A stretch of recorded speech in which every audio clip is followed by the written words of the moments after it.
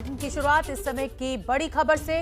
कांग्रेस के पूर्व अध्यक्ष राहुल गांधी ने केंद्र सरकार की वैक्सीन नीति पर फिर निशाना साधा है। राहुल गांधी ने कहा है कि भारत सरकार की वैक्सीन नीति से समस्या बढ़ रही है।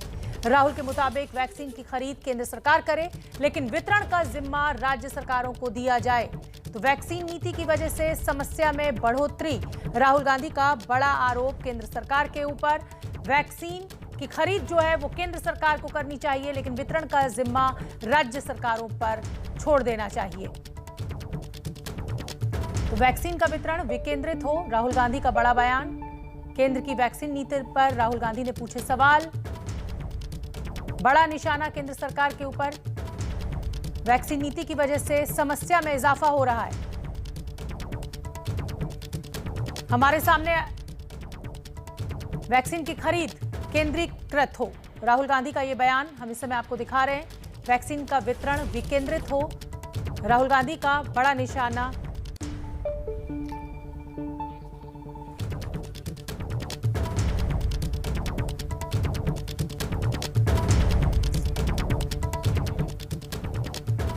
कोरोना के कहर से आखिर कैसे बचा जाए, इस पर बात करने के लिए हमारे साथ जुड़ रहे हैं doctor Navneet Wig, chairman covid task force AIIMS Delhi से।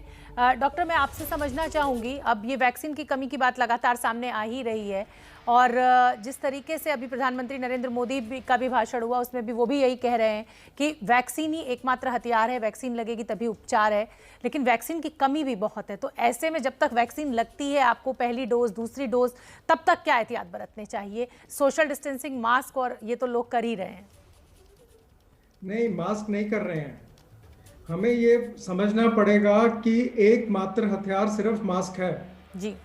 सीडीसी ने आज बोला कि आप मास्क खोल दीजिए।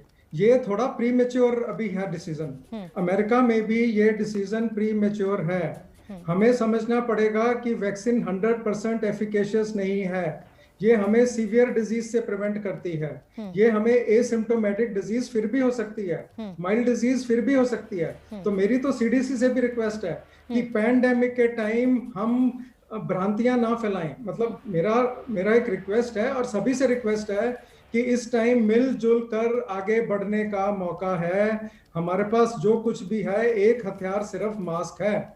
वैक्सीन लगाने का भी के बाद भी आपको मास्क लगाना पड़ेगा। 2 महीने के बाद, 3 महीने के बाद वैक्सीन का असर आता है, तो हम ये 3 महीने पैंडेमिक में कैसे काटेंगे? क्या हमारे जी। डॉक्टर नवनीत विक, एक जो बात कल भी सामने आई और वो बात ये है कि अब 2 डोजेस के बीच में जो अंतराल है वो 12 से 16 हफ्ते का हो सकता है। उस पर तमाम वैज्ञानिकों की प्रतिक्रिया आ गई है। कोविड के जो सीरम इंस्टीट्यूट के हैं अदर पूनावाला, वो भी कह रहे हैं कि अच्छा फैसला है वैज्ञानिकों का। लेकिन ऐसे में सवाल उन लोगों के लिए भी उठता है कि जिन लोगों ने 28 दिन पर या 40 दिन पर लगाई है, क्या वो गलत थे, या अब जो 12 से 16 हफ्ते पे लगवाएंगे वो ज्यादा असरदार है? ये कंफ्यूजन जो है ना, ये लोगों को बहुत परेशान कर रहा है। मैं चाहती हूँ कि आप इस पे कुछ बताएं हमारे दर्शकों को। मैं कहता हूं परेशान होने की 1% भी जरूरत नहीं है। हम परेशानी क्रिएट नहीं करनी है। हमें चीज को समझ समझ के एक एक बूंद आगे बढ़ना है। हमारा हर चीज से हमें फायदा लेना है। जिस टाइम कंट्री में इतना बड़ा वैक्सीनेशन प्रोग्राम, और मैं तो ग्लोबल बात कर रहा हूँ, ग्लोबल भी इतना वैक्सीनेशन प्रोग्राम जब शुरू हुआ, भारत में तो बहुत मतलब उन्होंने फूक फूक के कदम रखा। तो इन्होंने जब फूक फूक के कदम रखा, तो उसके कारण हमने जो भी सीखा और जो भी समझा, उसके कारण ये एक फैसला लिया गया है। मेरे हिसाब से, मैं तो पहले भी चाहता था आप 3 महीने के बाद दो, लेकिन ये एक फैसला अच्छा है। इससे वैक्सीन की एफिकेसी थोड़ी और बढ़ेगी और हम ज्यादा लोगों को वैक्सीन दे पाएंगे। फर्स्ट शॉट लेना बहुत इंपॉर्टेंट है। ज्यादा लोगों को हम शॉट दे। डॉक्टर नवनीत विक, दिक्कत क्या आ रही है? ऐसे मेरे जानकार, मेरे अपने पर्सनल संबंधों में ऐसे बहुत लोग हैं जिन्होंने पहली डोज वैक्सीन की ली थी, लेकिन उनकी मृत्यु हो गई। तो ऐसे में लोगों के मन में ये भी तो सवाल है ना कि अब आप 12 से 16 हफ्ते इस ड्यूरेशन को कर दे रहे हैं। भाई, अगर जाहिर सी बात है कि अगर दोनों डोज लग जाएंगी तो आदमी ज्यादा सुरक्षा के घेरे में चला जाएगा। नहीं, तो वैक्सीन की कमी है, इसलिए एक ये नई रिसर्च आ गई सामने। अभी तक क्यों नहीं थी ये रिसर्च? नहीं, आप ये समझिए, वैक्सीन 100% प्रोटेक्टिव नहीं है। मास्क ही आपको बचाएगा। हमें सोशल वैक्सीन नंबर 1 है। सोशल वैक्सीन से हमें पीछे नहीं हटना है। हमें मास्क से, मेरी जिम्मेवारी है कि मेरे सामने वाले ने मास्क पहना है। हम इससे जिम्मेवारी नहीं हटा सकते। ये आज की बात नहीं है, अगले 2-3 साल तक हमें हटानी पड़ेगी। हमें नंबर्स को कम रखना पड़ेगा। डिस्ट्रिक्ट में नंबर्स को, टेस्ट पॉजिटिविटी रेट को 5% से कम रखना पड़ेगा। गांवों में सुविधाएं कम है, हमें टेस्ट पॉजिटिविटी रेट को 1% से कम रखना पड़ेगा। गांवों में क्वारंटाइन आइसोलेशन फैसिलिटीज हमें और बढ़ानी पड़ेंगी। डिस्ट्रिक्ट को अपना एक वॉर जोन बनाना पड़ेगा ताकि मेरी एम्बुलेंस, मेरे डॉक्टर सब इकट्ठे मिलके उन मरीजों का इलाज कर पाए। यही है डॉक्टर नवीद, कब करना पड़ेगा? गांव में संक्रमण पहुंच चुका है, बुखार की दवा नहीं मिल रही है, अब कब जागेंगे? पिछले 1 साल में हमने क्यों नहीं किया? सवाल तो यही है ना। देखिए, आप समझिए कि पहली वेव आई, फिर सेकंड वेव आई। पहली वेव में इंफ्रास्ट्रक्चर इतना बड़ा और नंबर घट गए, तो हमें फिर दूसरी वेव बहुत तेजी से आई। ये जो वेरिएंट है थोड़ा तेज है, बहुत तेज भागा। दिल्ली में 1 अप्रैल को 1% पॉजिटिविटी रेट था, और यही पॉजिटिविटी रेट आपका 20 अप्रैल को 36% हो गया। तो 20 दिन में 36% बढ़ना, और मैं तो कह रहा हूं 5% से कम रखना है। ये सप्रेस एंड लिफ्ट, जैसे ही नंबर 5% से बढ़े आप उसको सप्रेस कर दो और फिर लिफ्ट करो। तभी मैं अमेरिका को भी बोल रहा हूं कि भाई आप अभी अपने आप को धीरे धीरे खोलो। आपने 25% पे खोला, 50 पे खोला, 75 पे खोला। मास्क अभी पहनने को बोलो, अभी मास्क पहनने हटाने को मत बोलो। ये पेंडेमिक में कंफ्यूजन करने का टाइम नहीं है। हमें जब 5% आ जाए तो सप्रेस करो, और फिर जब बढ़ जाए तो अब आप लिफ्ट करो धीरे धीरे 25%। और ये 2-3 साल का प्रोसेस है, हमें इसको वन टाइम प्रोसेस नहीं समझना चाहिए, और ये हमें समझना पड़ेगा। ठीक है, सभी डिस्ट्रिक्ट को, सभी स्टेट को, सबको समझना पड़ेगा। हाँ, मेरा सवाल इसलिए अहम हो जाता है डॉक्टर नवीद विक, अगला सवाल, क्योंकि आप चेयरमैन हैं कोविड टास्क फोर्स के एम्स दिल्ली में। मैं ये जानना चाहती हूँ, तीसरी लहर का जिक्र भी अब शुरू हो गया है, कैसे बचें उस तीसरी लहर से? दूसरी से तो अभी लड़ ही रहे हैं, स्थिति विकट है, तीसरी लहर की बात होने लगी, उससे कैसे बचें? भाई, तीसरी लहर आने ही नहीं देनी है। हमें ब्रेक द चेन पे काम करना है। ब्रेक द चेन, डिस्ट्रिक्ट में टेस्ट पॉजिटिविटी रेट 5% से कम, गांव में 1% से कम। दूसरा, वैक्सीनेशन, हमें वैक्सीनेशन को हर तरह से प्रोत्साहन करके आगे बढ़ाना है। और तीसरा, हेल्थ इंफ्रास्ट्रक्चर इतना अच्छा रखना है, आज के लिए नहीं, हमेशा हमेशा के लिए। भाई, मेरा डिस्ट्रिक्ट का अस्पताल, क्या हम बड़े फैसले ले सकते हैं? डिस्ट्रिक्ट के अस्पताल को क्या हम पोस्ट ग्रेजुएट इंस्टीट्यूट में कन्वर्ट कर सकते हैं, ताकि वो गांव के साथ भी लिंक हो जाए और सीएचसी के साथ भी लिंक हो जाए? तो ये कौन करेगा? ये फैसला किसको लेना है? जो आप इस समय, हाँ, बिल्कुल ये सबको मिलकर, सेंटर, स्टेट और डिस्ट्रिक्ट को, डिस्ट्रिक्ट मजिस्ट्रेट को, डिस्ट्रिक्ट, इन सबको मिलकर करना पड़ेगा। मुझे अपने डिस्ट्रिक्ट की शान बनानी है, अपने लोकल सिविल हॉस्पिटल को। ये जो आप सुझाव दे रहे हैं डॉक्टर नवीद, इसमें आप डिस्ट्रिक्ट मजिस्ट्रेट यानी डीएम जो होता है, आईएएस ऑफिसर होता है, वो एक चिट्ठी चलाएगा, तब वो मुख्यमंत्री तक जाएगी और फिर केंद्र तक? नो, ये सबको मिलके फैसले करने पड़ेंगे। ये बिकॉज हमें हेल्थ इंफ्रास्ट्रक्चर को बड़ा करने का ये आखिरी मौका है। अगर हम अपने हेल्थ इंफ्रास्ट्रक्चर को आज सुधार पाए तो हमारा हेल्थ इंफ्रास्ट्रक्चर हमेशा के लिए परफेक्ट हो जाएगा। लेकिन डॉक्टर नवीद, जिस तरीके से आज गोवा मेडिकल कॉलेज में आपने सुना ही होगा, लोगों की मृत्यु हुई है, ऑक्सीजन डिप कर गई वहां पर। गोवा में तो जो लहर आई वो 15 से 20 दिन बाद आई, दिल्ली में उससे पहले ही आ चुकी थी, लगभग 15 दिन पहले हमने देखा था कि एकदम कहर हो गया था। ऐसे में क्या ये लापरवाही नहीं है? क्या आप ऑक्सीजन का इतना इंतजाम ही नहीं हो पाया कि ऐसे मरीजों की जान जा रही है? पहले 23 की गई थी, आज 11 की चली गई। देखिए, हमें पहले महाराष्ट्र में आया, फिर आपका केरला में आया, फिर दिल्ली में आया, तो ये फैलता है ऐसे, ये ऐसे फैलता है। तो इसीलिए डिस्ट्रिक्ट लेवल पे वॉर जोन बना के हर डिस्ट्रिक्ट को इंश्योर करना पड़ेगा, मेरे पास कितने बेड्स हैं, कितने ऑक्सीजन वाले बेड हैं, मेरे गांवों में कितने क्वारंटाइन बेड हैं, मेरे पास कितने आइसोलेशन बेड हैं, और उसी तरह मुझे अपनी ऑक्सीजन कितनी यूज करनी है, उसकी अवेलेबिलिटी। अब तो आगे बढ़ गए हम बहुत, और नंबर जैसे ही कम होंगे तो फिर हमें कोताही नहीं बरतनी है। हमें फिर भी अपने हेल्थ इंफ्रास्ट्रक्चर पे इतना काम करना है कि कभी ऐसी हमें ये देखने को मत मिले। जी डॉक्टर नवीद, क्या आपको लग रहा है कि ये पीक हमने छू ली और अब हम डाउनफॉल पर हैं, या अभी लग रहा है कि अभी चांसेस हैं कि एक बार फिर बढ़े? फिर मैं बोल रहा हूं, हमें पीक में नहीं घुसना है, हमें अपने डिस्ट्रिक्ट के पॉजिटिविटी रेट को 5% से कम रखना है, और मैं तो 1% करना चाहता हूं कि जब तक हम, जैसे ही 5% से बढ़ा, मुझे रिस्ट्रिक्शंस लगानी पड़ेंगी।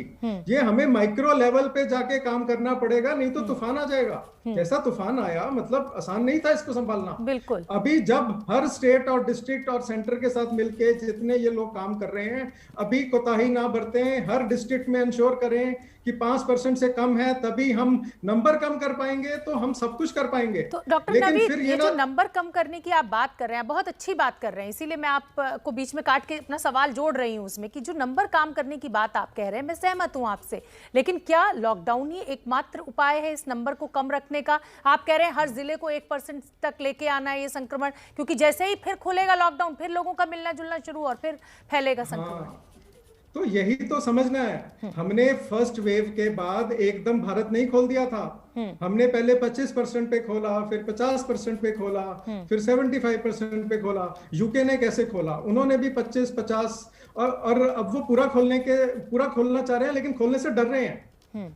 देखो, हमें डर है, अभी ये वायरस फैला हुआ है और अभी कंट्रोल में नहीं आया है। 100% वैक्सीनेशन भी नहीं है, 100% वैक्सीनेशन एफिकेशियस भी नहीं है। तो हमें डर के फूक के कदम रखना पड़ेगा। फिर मैं बोल रहा हूँ, सप्रेस एंड लिफ्ट धीरे धीरे करो, और ये कॉन्टिन्यूस प्रोसेस है, 2 साल 3 साल का प्रोसेस है। हमें ये नहीं समझना चाहिए आज नंबर कम हो गए तो हम अब कुछ भी कर लें। तो हमें धीरे और लेकिन देश की इकोनॉमी भी तभी बढ़ेगी जब हम उसको धीरे धीरे खोलेंगे, नंबर कंट्रोल में रहेंगे।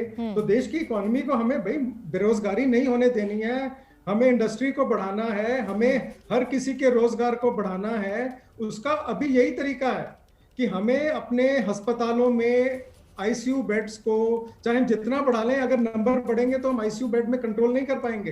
अगर हम नंबर घटाएंगे तो वेरिएंट भी नहीं होगा और म्यूटेशंस भी कम होंगी। और हम नंबर्स को कम रखना हमारा मेन है। ब्रेक द चेन, दूसरा वैक्सीनेशन, और तीसरा हेल्थ इंफ्रास्ट्रक्चर को आप इतना बढ़ा दो कि हर तरह की बीमारी के लिए मरीज का एक्सेस टू केयर और क्वालिटी ऑफ केयर बढ़िया मिले।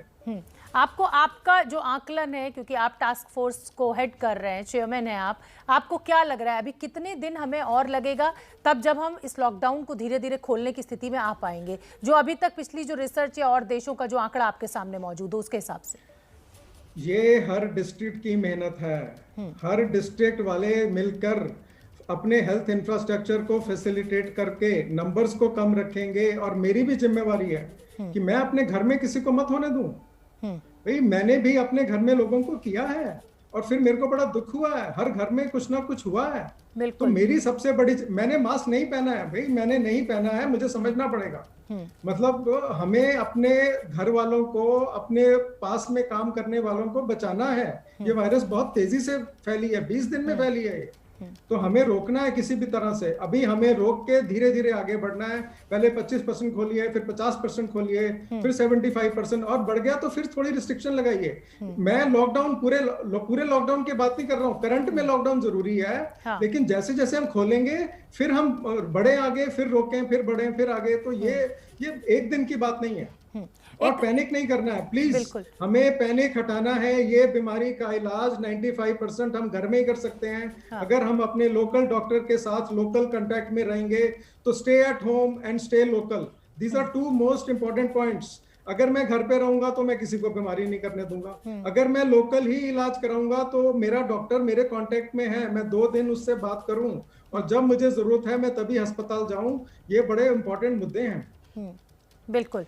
डॉक्टर नवीद, जिस तरीके से ये मामले तेजी से बढ़ रहे हैं और एक नई समस्या अब जो निकल कर आ रही है ग्रामीण भारत से, वो दिक्कत ये आ रही है कि गंगा नदी में या जो दूसरी नदियां हैं उसमें शव बह बह के आ रहे हैं। ऐसे में क्या आपको लग रहा है कि संक्रमण का खतरा बहुत बढ़ सकता है, क्योंकि वो ज़्यादातर वो लोग हैं जिनको कोरोना हुआ है और लोगों ने उनके शव को प्रवाहित कर दिया है, जल प्रवाहित कर दिया है। तो ये एक बड़ी चुनौती, बड़ा एक रहने वाले ये अब सभी राज्यों के लिए। देखिए, हमें यह समझना पड़ेगा कि हम जब सीवियर रिस्ट्रिक्शंस या लॉकडाउन लगाते हैं तो नंबर कैसे कम होते हैं। नंबर कम से कम 10 से 20 दिन में कम होते हैं। दिल्ली में 24 दिन के बाद 36% से हम 14% पे आए हैं। मतलब 26 दिन में, सॉरी, हम 24 दिन में 36% से 14।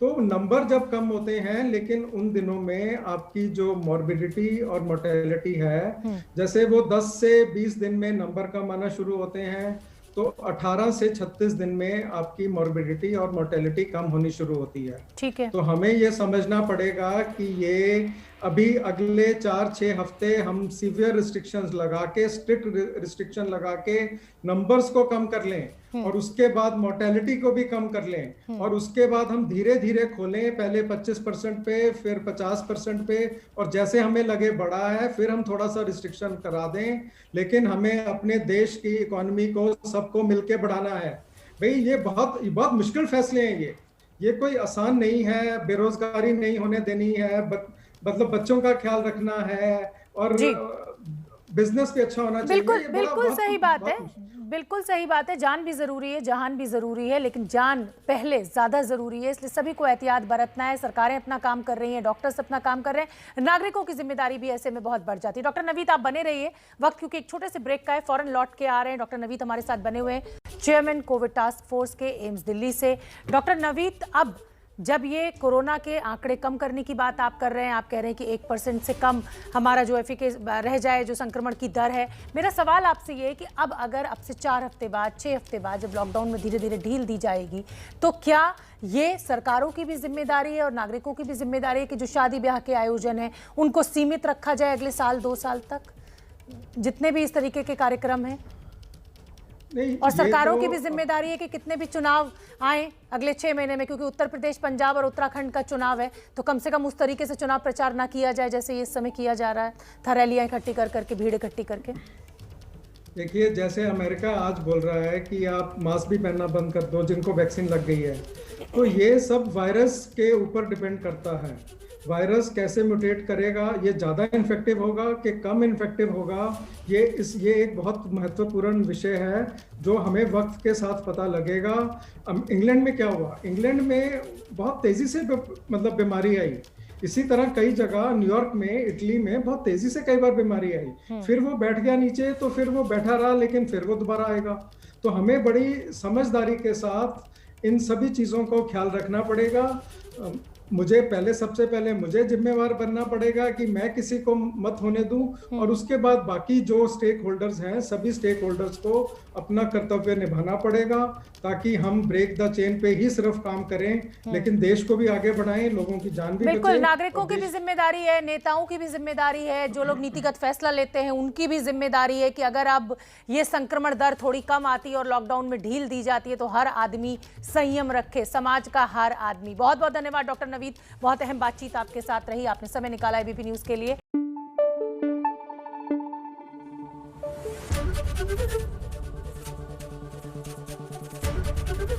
एबीपी न्यूज आपको रखे आगे।